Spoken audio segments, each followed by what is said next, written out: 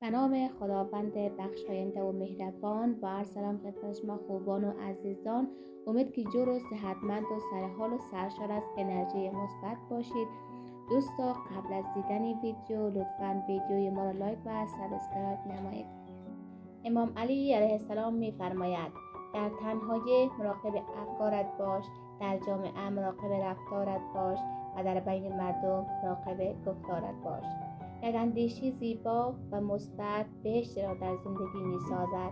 اندیشه منفی و یأس آور جهنم را در دنیای انسان خلق می‌کند. جایی که عشق، صمیمیت، محبت، فراوانی و حضور خداوند باشد بهشت است. و جایی که نفرت، کدورت، بدبختی، فقر و حضور خداوند آنجا نباشد جهنم است. پس با اندیشه زیبا می توانیم زندگی زیبا را برایمان بسازیم.